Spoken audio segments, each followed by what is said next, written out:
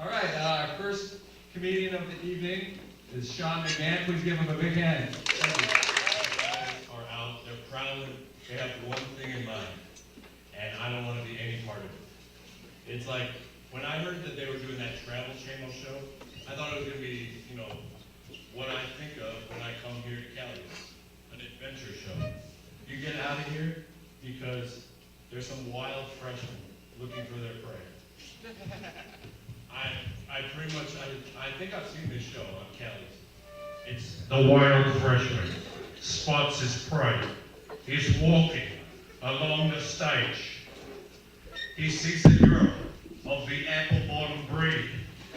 She is shaking her rump in a manner that can be seen from more than 50 yards.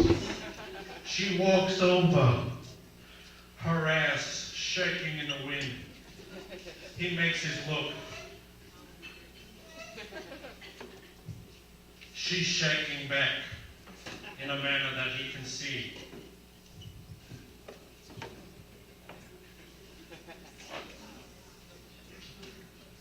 Sorry, I brought up the wrong sheet. It's my algebra homework, but I'm going to try to come up with something.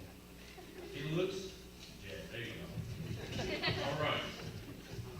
We all heard that the tramp stamp is like a target. Carbondale is full of dot boards. I haven't seen a girl in Carbondale without a tattoo.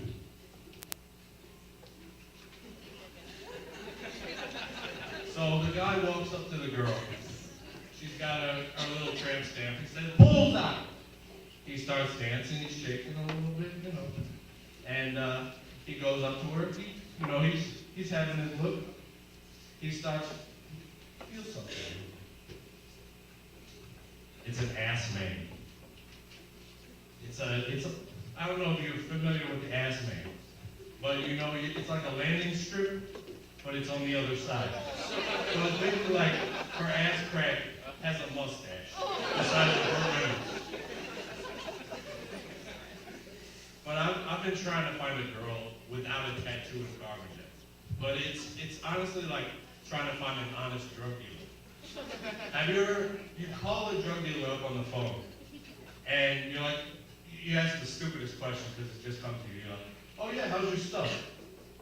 There's never a guy, "It's all right, You might want to check out with the other." No, it's always, "You don't even know. It's the best shit I've had in Carbondale." It's like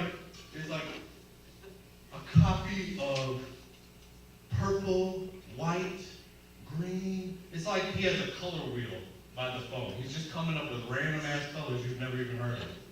It's like, "I got a pecan orange breed mixed with a Neapolitan yellow." And then they always come up with, it's like they have a list of all terrorists of all time. And they're like, "Oh, I got that Bin Laden, I got that Hussein, I got that Abdur Sarat Rahim." And you're like, "Who's that?" "Oh, well, he took over a crop of corn in Idaho for 7 hours once." Nobody's ever heard of this terrorist, but apparently that's the type of shit he has. And then, so you're like, "All right, well, I'll give this guy a try." So you come over, and always the first thing, "Oh, you gotta smell this shit. You gotta just take a whiff. So yeah, all right.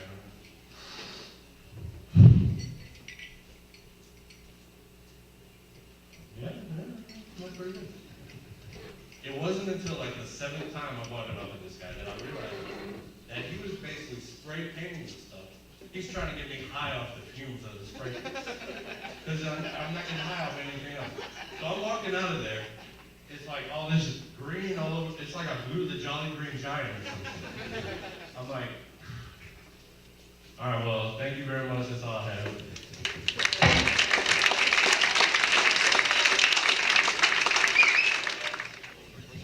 Another hand for Sean McGann, everybody. Just want to remind you, we have a whole bunch of seats up front here. So many people in the back want to get spit on. You should move up here. So, our next comedian is Benjamin Landisman. Give a hand for him.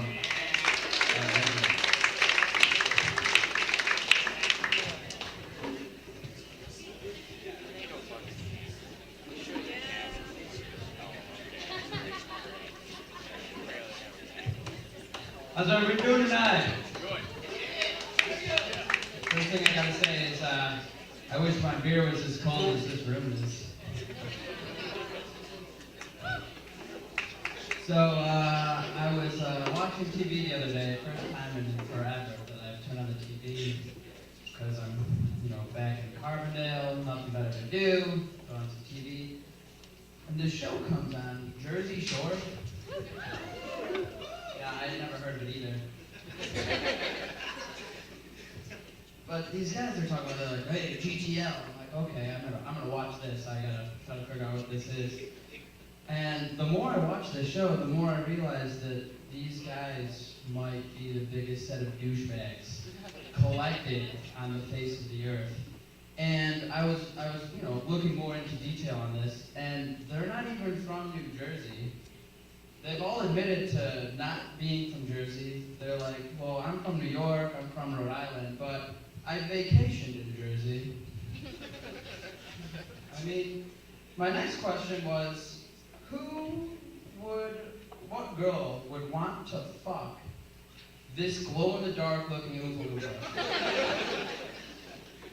And then it got me thinking, well, I've visited Jersey before. Maybe I could be on this show. I mean, I got this going for me.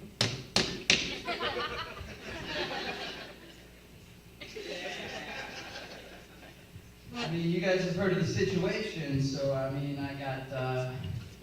want you to take a look at this situation. Or I guess lack thereof.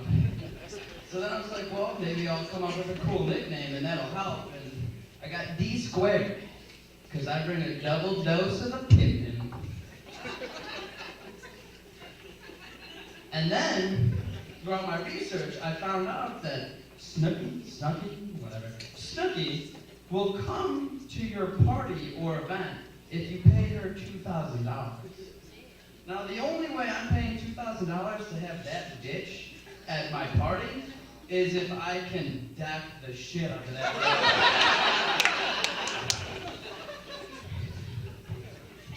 And then I started thinking, well, hey, I'm pretty creative. Maybe I can come up with my own show and sell it to MTV.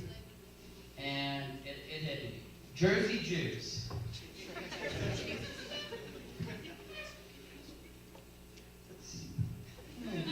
On their show, they sell t-shirts. On my show, we will do your accounting. On their show, they will, they dance and they do their laundry. And on my show, we will polish some diamonds and count our money. And, I mean, Guidos and the Jersey Shore people, they always say that they are the best. And we all know what they're talking about when they say they're the best. But, for you ladies, they don't know, the ladies will always tell you that once you do it with a circumcised guy, you will never want anything else. Thank you.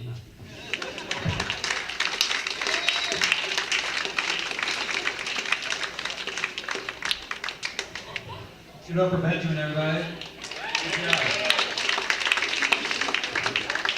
So you guys have been to these shows before. If I remember, Matt Taylor, was a TA for history. I taught history, and I want to say you guys really need to study up on your history a little bit. Man, my students were so stupid they thought LBJ was a Mexican blowjob.